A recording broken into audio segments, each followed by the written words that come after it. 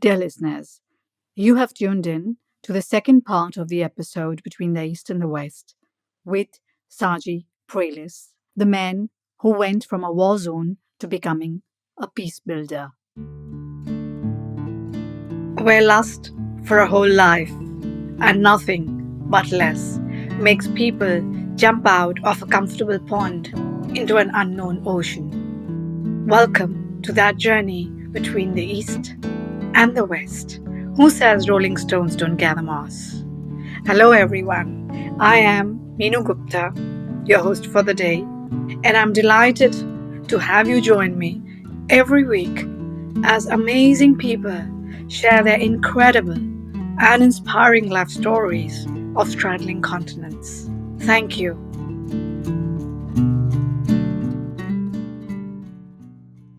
Saji, we have talked about your early life experiences and those later in the US. All these added up to your becoming a peace builder. What is your definition and understanding of peace? Yes, it has many, many, many meanings. If you ask 10 people what peace is, they'll have 15 different answers to them at least, right?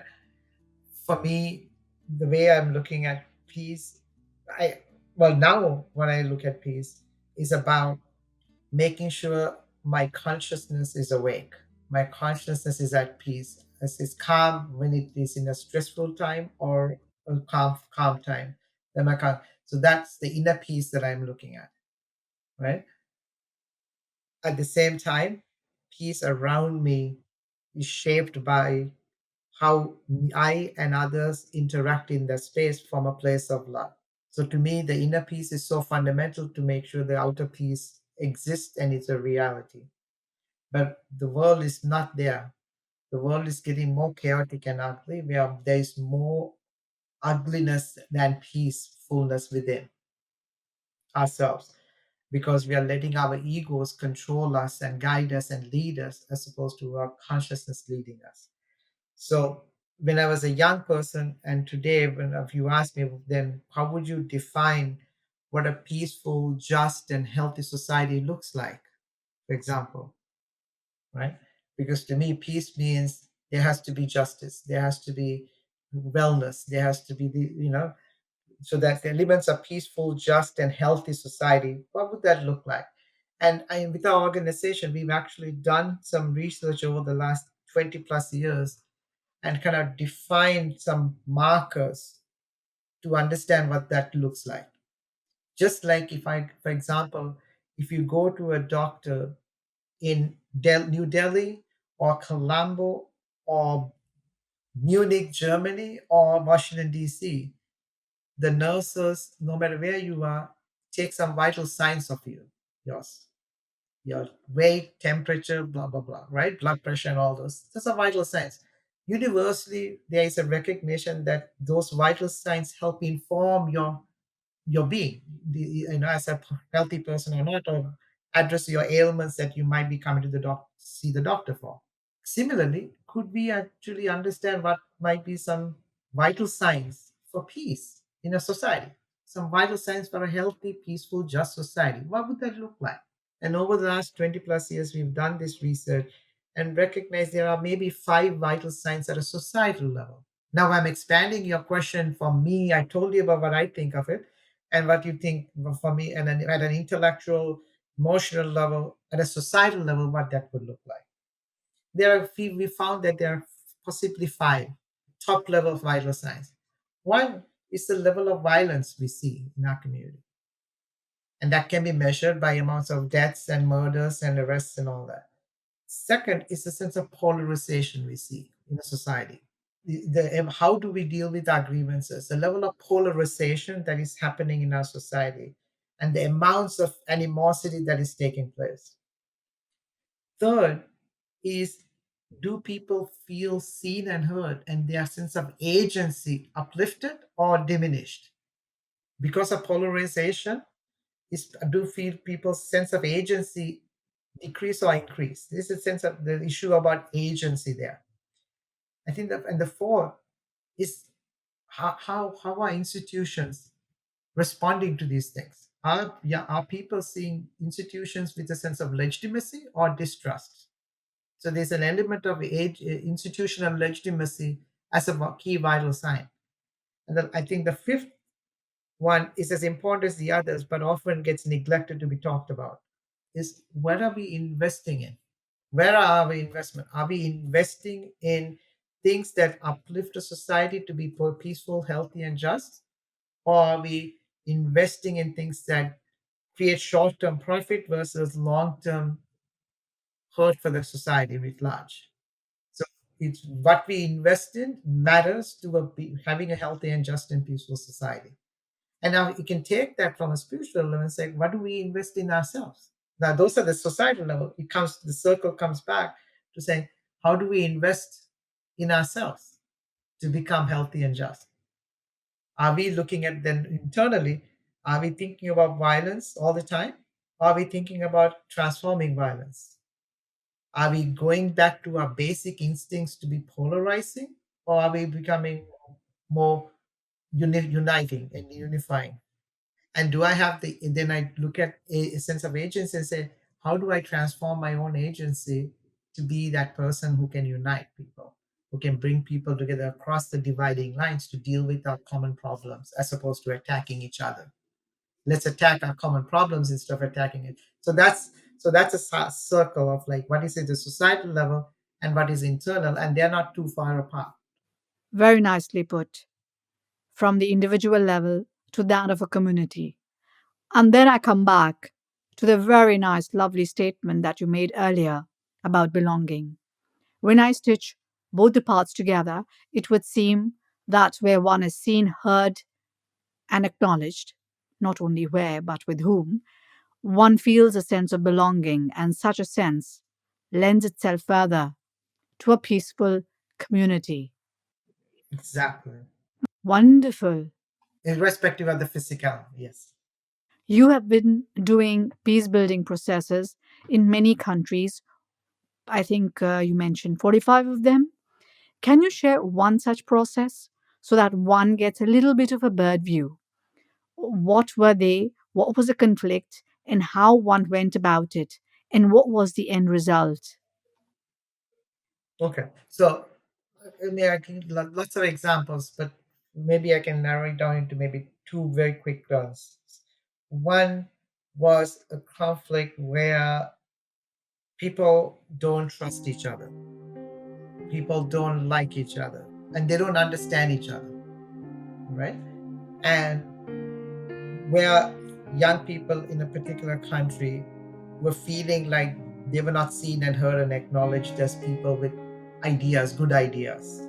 Older generations always thinking that this population is always aggressive, violent, and always choosing violence as a way to deal with grievance. The older generation thinking young people like that, and younger people thinking adults are like that. And there was this generational conflict. And what we did was created a research approach, a research approach that tried to listen to each other, to understand what impact are young people having in that society. And we actually researched, it was done by an independent research team, talking to lots of different people and asking them what impact they're having. So we were able to measure what is the social and economic impact of young people's peace building work. And that young people's peace building work was able to measure the social and economic return to young people themselves versus its economic and social impact on women's organizations, religious organizations in those communities. And then we also able to measure what's the social and economic return to the private sector and the government in those communities when young people's peace building work is succeeding. And we were able to put a value, a dollar value almost to it, right? And it was done rigorously, independently. So we found that for every $1 invested in young people's peace building work, there's a $5 to $10 return on this investment. And the reason there is a range is because there's a larger percentage that comes to young people themselves economically as well. There's an economic value, but the private sector and the government also has an economic gain, and we were able to measure that. For the first time, we were able to say If you invest in young people in peace building work, it has an economic impact on the state and the private sector and the community groups. And so you go from the private sector seeing young people as a problem to seeing young people as a partner. They realize, oh, young people's peace building work and we are doing peace building too. Maybe we can collaborate. So, an impact of that is right now in this country, the private sector is working to create a funding mechanism to actually invest in youth led groups to support their peace building activities. So you go from completely not trusting and not understanding each other and based on some myths and stereotypes to a transformation of saying our work is common. How do we work together and how do we invest in you now? Because we know that there's a value proposition that is important to consider, right?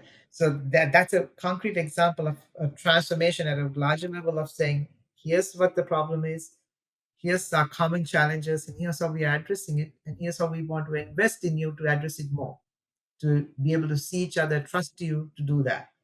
In other places where I've been part of a whole reconciliation effort, there have been countries that have in the well-known example of a genocide in Rwanda that was happening. Massive amounts of people were killed because of misinformation about identifying people as villains and animals and all that. And there were massive amounts of people being displaced and running across the border from Rwanda into Burundi.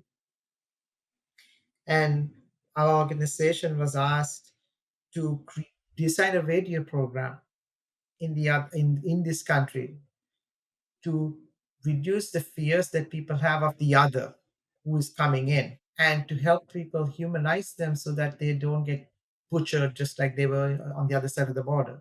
And the government then later on acknowledged that the radio program probably helped save over 1 million people's lives because of that. What it did was it reduced the number of killings immediately. It reduced the number of violent activities, and people who were fleeing into the country didn't get tortured and killed. There were incidences that happened, but when you have millions of people coming, vast majority of them didn't get killed because the radio program helped people at a society level understand the fear that they might be going through, understand the reasons why they're fleeing across the border, understand that they're just as human as the other. When you dehumanize one person, it's very easy to kill. But what we were able to do was humanize them in a way that enables to connect at a heart level so that way it's harder to kill. And that's what we were able to do in there, and it actually helps save over 1 million lives there. There's lots of examples of how conflict, for example, in Sierra Leone and in Sierra Leone and Liberia during the war, children were child soldiers. They were using weapons to kill others, even their family members, as a way to survive. And it was a very brutal war. And we were asked to support some radio programs there, and we had the courage saying some of the children in the bush who were combatants were saying your radio program sucks, it doesn't speak to us at all, you use fancy language for people in the city who are there, but it doesn't we can't we, your language doesn't resonate with us. We had the courage then to give this person a mic and engage them, say, why don't you produce it then, why don't you come and speak to your people in the bush? With that program then started a 13-year long program of weekly radio productions that got combatants and former combatants to talk to each other in their own language, in their own tone, which enables thousands of people to come out from the bush and demobilize. But it was done in a way that doesn't give them a sense of false reality, but a real reality. Because as soon as they come and they realize this is fake, they will go back more pissed off and angry. And what it really was, they were able to speak in a truthful way about what it's like living back in the city and what it's like to come out, how important might be to not continue this violent path because you actually might end up being killed yourself. And in a way that was human in nature. So it enabled thousands of people to then come back. So ask about peace. Here, peace was about saving lives. Peace was about living together. Peace was about understanding each other's grievances, understand each other's fears, and humanize each other. So there can be less violence, less polarization, and a sense of agency people have as opposed to feeling always as victims and being invisible in society. So that's some examples that I've been working on. Those were very powerful examples, I must say. I'm already inspired to share with you later. Very nice, very practical and down to earth. Now, since you have been doing this for a while across borders, I would also like to know your definition of diversity. This is again a word which is being bandied around in the world today, particularly in large companies in Europe and America, as well as other countries. All the companies are revving up. 10 years back, I don't remember companies saying, hey, we must have a diverse team. Diversity has existed since the beginning of time and life on earth, according to me. At that time, it was not addressed. Sometimes it was taken as natural. However, it is being addressed now. And diversity is, I guess, one of the major things in politics as well. In my opinion, we all live in diversity, some less and some more. When one is born in a family, every person is diverse, every person is different. We have to understand, tolerate, love, forgive, and continue to foster relationships. These are, according to me, very basic words. Even when you deal with a neighbor, one is handling diversity and making it inclusive, hopefully. Having said that, what is your take on diversity? Or everything that you said, I would agree wholeheartedly of how to think about diversity and define it even, right? So for me, as you said, I've lived in this not just because I'm a person of color in a diversity conversation, right? The diversities and belonging again are interoperable in a way. But if you think of your, since the question is around a company, am I correct? Is in a business environment, the importance of diversity is about capturing the market and holding that market in an enduring way from a business perspective. For that to happen, the more diverse viewpoints you get, the more diverse consumers you have, the better the profits, right? So for that, you have to make sure you have diversity of thoughts and opinions and backgrounds and experience who is helping to shape your products and services that help reach a broader audience, a broader consumer base. So from that perspective, if you're thinking purely on a bottom line basis, a diverse staff, a diverse set of a diverse staff will help you. But now, to get that diversity of staff, you need to have the policies in place to institutionalize, to maintain that staff with a sense of dignity for them, right? Often companies sometimes have diversity approaches, but don't have the institutional policies in place to continue to strengthen diverse perspectives, diverse viewpoints to be heard, and in strength, seeing that as the strength. So there's some whitewashing that is happening within that diversity space that actually is counterproductive to the company's values, unless you actually want to maintain the status quo. Then that's their choice. But there's plenty of research, plenty of things are going on. If you, the more diverse, you said it, diversity is something we are living every from the time we are born. We are bombarded with lots of things from our own families, different perspectives, viewpoints, opinions. So this concept of understanding each other, understanding how to tolerate each other, understanding how to live with each other, understanding how to interact with each other are so critical from a broader perspective, beyond the company perspective itself. So that is, I think, fundamental for our own human survival. If we are not tolerating each other, it also means we are not tolerating ourselves. And that's an important question to ask ourselves. Like when people were racist towards me, I asked myself, is it me or them? And at first my thought was, it's probably me. But the more I realized it's me and them together is what enabled us to transform our relationships. That we were able to then tackle a common problem we have had as opposed to attacking each other. So So I think this sense of diversity is, I think, is a place of power, not a place of weakness. But often people see this as a place of weakness that needs to gain power for themselves, and it's that's I think that's a really ugly place to be, because we're thinking short term and not the long term benefits we can gain from understanding other people's perspectives. So it's I'm not talking at a societal level, because I think I talked about the company perspective itself. Very nicely expressed, Saji. Regarding the bottom line in companies, unfortunately, a lot of policies and ideas are taken up to address the bottom line.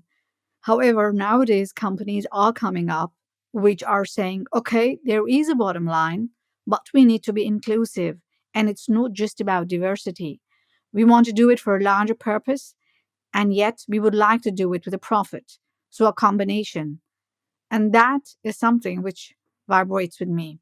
I also like the term you just used, humanizing people. When we humanize a person, we are heading towards understanding and compassion, as you said.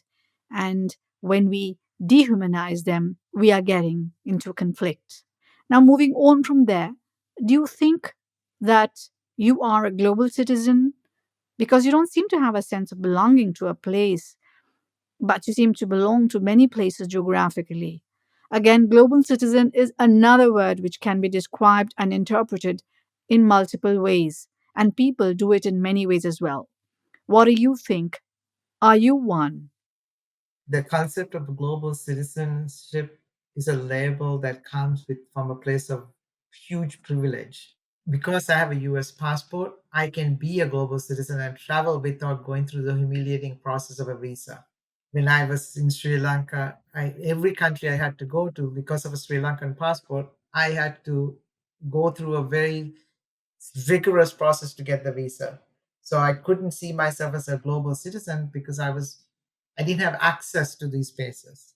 And going there was seen as a huge privilege. And you see that tons of places where people are trying to clamoring to get out of their country because they don't have opportunity, and they think so they don't have the freedom always to move. Global citizen comes with that privilege of having the ability to move freely. And I recognize, for me, I have that privilege. For many people, they don't have that privilege to be considered a global citizen, because the freedom to move doesn't exist for them. And they're feeling stuck. Younger generations also feel stuck, because it's interesting. They might feel globally connected because of the internet and connection to their devices. They might see what is happening in Palestine and Israel versus Sudan versus Europe, in Brussels, the protests, and Germany, the protests there was. So I feel connected globally, and it resonates with me because it's happening in my own backyard. Yet the ability for me to move doesn't exist. So I might be globally connected, but locally rooted, and don't have that sense of privilege to be a citizen of the world yet.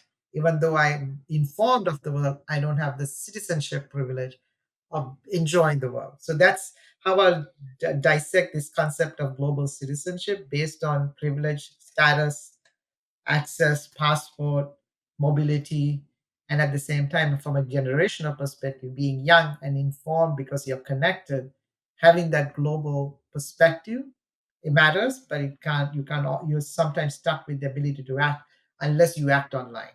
So that's the other point. So we might physically visit to act, they might do it virtually act. And that's a generational perspective as well, then.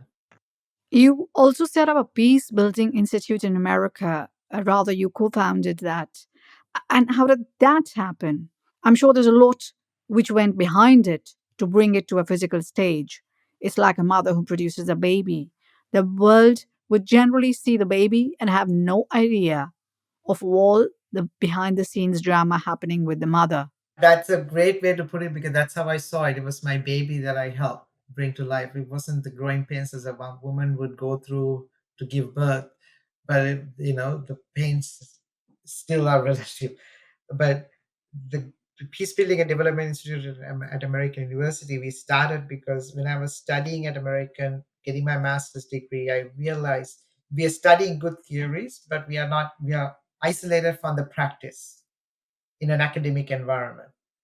So the professor I was working with, Dr. Muhammad Abu Nima, and I, who was Palestinian American, we started to talk about the need to create more practical opportunities within academic settings.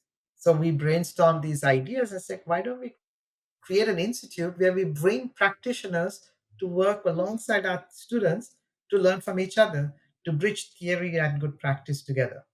And then, because of our peace building experiences and backgrounds, we said, why don't we make it a peace building and development experience, recognizing the truth that you can't do good development without going to peace building, and you can't do good peace building without good development. Meaning, in societies that don't see violent conflict, often peace building is considered to happen only when there's violent conflict happening.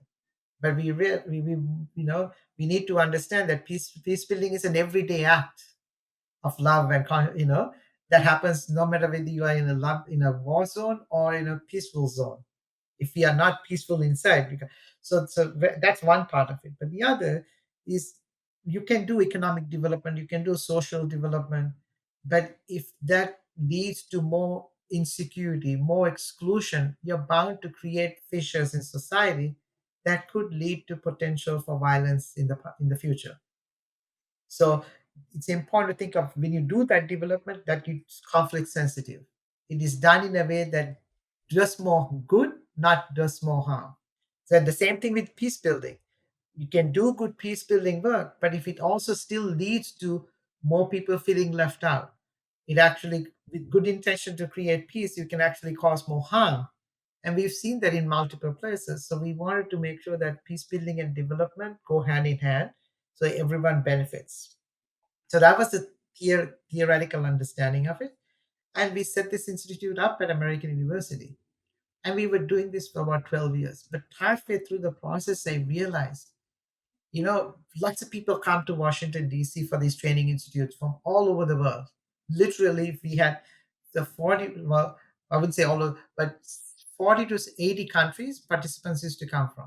Majority of them are going through conflict, majority of them going through real strife. And we struggle to get them visas, and they can come to the Washington for 3 weeks for different types of training courses. All the training courses were topical in nature, but we always address in the nexus.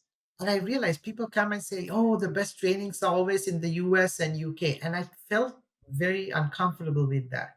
I felt a burden on me saying the best trainings for peace building shouldn't come from the US. The best trainings should come from places where they are going through conflict. Otherwise, they're never going to transform these conflicts in the first place. And it was really bothering me. So I tend to cause good trouble, and I was like, okay, I need to do something about it now. So I set this up in my own backyard in Sri Lanka. I set up a regional Southeast Asia regional training institute in Sri Lanka called the Peacebuilding and Development Institute in Asia, housed in Sri Lanka. We got in partnership with the university, one of the universities, and registered it and started running it for another 7 years or so. Again, bringing conflicts in Southeast Asia and practitioners from Southeast Asia to come together to learn from each other, saying, with the premise that if our conflicts are in our countries, in our communities, how do we transform them? And then how can we learn from each other how to do it better instead of depending on an outside source to do that for us? And that was the premise, and that's why we set this up in Asia, and it ran for a while, and then we shut it down after a while because we couldn't keep up fundraising for it. So 7 years of that. So 10 years or 12 years of the institute in Washington, and about 7 years in Asia we were doing it also. So that was the reasons why we got it done, got it going. And thousands of people have gone through those training programs and help, and some of them have become ambassadors, some of them have become prime ministers now, and others because of, but the skills they got, they've been using. Even just last year, and I can say this without identifying the person. A person is a very high-ranking official at the from an intergovernmental body in at the UN now. And the person is representing an intergovernmental body across the continent at the UN. And that person came to our training. And when I met them, they were talking about how important those lessons they learn from the workshops, but also from each other.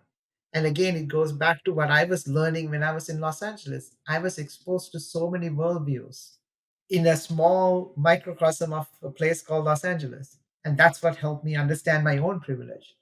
At the workshops in the institute, people always said, very common, "Oh, my conflict is the most difficult, most complicated conflict. No one can understand it. It's always difficult."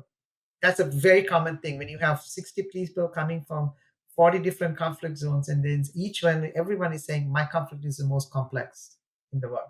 That's very common. That's on Monday. Sunday and Monday. Monday is the workshop begins. Friday is the last day.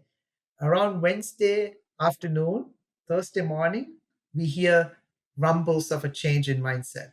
We say, maybe my conflict is not as bad as I thought. And saying, my conflict is not as complicated. But we have gone thought about it in a different way now. Now I can think about it differently, therefore I can address it differently. You come from a frog in the well thinking you are the king and the queen in the well. As soon as they come into an ocean, they get absorbed by that, and there's lots of perspectives you can build off of. So the diversity of thought and opinion, experiences helps people open and expand their mind to other ways of dealing with conflicts that then they can take home and address also. Interesting. These workshops are conducted for 5 days, you said. 5 days, 9 to 5, all day, intense, 9 to 5 for 5 days. Then the next week, another set of classes. So there were three courses happening parallel to each other, 1 week long. And then the second week, two or three courses again. The third week, two or three courses again. Now, I should say though, you can't give people an experience by only strengthening their intellect itself. So you can get workshops, you can have the intellectual discourse, the theoretical foundations, but that's not enough for people to absorb it and internalize it. So what we did was we actually planned every evening out, lots of time for free time, but also we had people like lots of open spaces to discuss things. We had people going out on tours to Washington monuments and all that, but we created a community around it. So people were not seeing another person as just an intellectual person, but a human.